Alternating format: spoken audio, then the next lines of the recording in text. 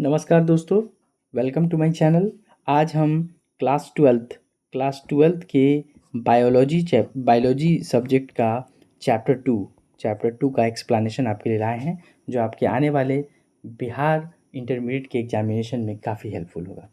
तो यहाँ पर क्वेश्चन है कि जब जायांग गायनेसियम जिसको बोलते हैं में स्त्री केसर कार्पेल्स एक दूसरे से जुड़े रहते हैं तो उसे क्या कहा जाता है।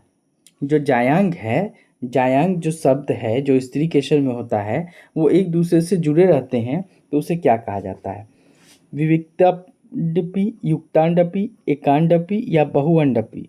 तो इसका सही उत्तर जो है वो है युक्तांडपी, जिसको सिनकार्पस बोलते हैं। क्या बोलते हैं? जिसको सिनकार्पस बोलते हैं। इसका एक्सप्लेनेशन के लिए हम आए तो मैंने यहाँ पर लिखा है कि युक्तांडपी किसमें होता है, विविक्तांडपी क्या होता है, कैसे होते हैं एकांडपी और बहुअंडपी। तो इसके बारे में हम लोग थोड़ी चर्चा कर लेते हैं कि युक्तांडपी जो है जिसको सिनकार्पस बोलते हैं, जब दो या अधिक स्त्री केसर आपस में जुड़े होते हैं।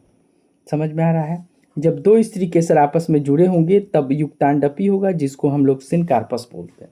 विविक्तांडपी बोलते हैं एपोकार्पस। जब स्त्री केसर एक दूसरे से अलग होते हैं, इसमें स्त्री केसर एक दूसरे से जुड़े होते हैं और इसमें अलग होते हैं।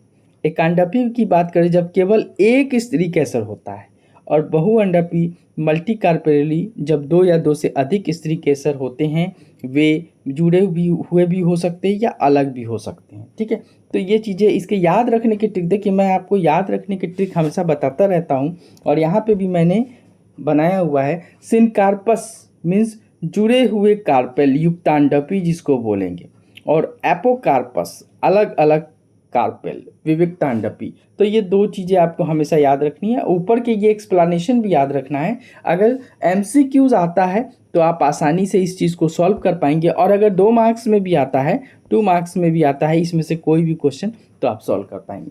देखिए मैं जो ये एक्सप्लेनेशन देता हूँ वो इसलिए देता हूँ ताकि आप MCQ और 2 मार्क्स के क्वेश्चन अगर जब भी आएंगे तो आप सॉल्व कर पाएंगे। आपके लिए मैं आसान और बहुत ही अच्छे एक्सप्लेनेशन के साथ लाता हूँ, व्याख्या भी मैं देता हूँ। ठीक है, तो बने रहिए हमारे चैनल के साथ। तब तक के लिए थैंक यू। मैं ऐसे ही नए नए वीडियोज़ आपके लिए लाता रहूँगा। धन्यवाद।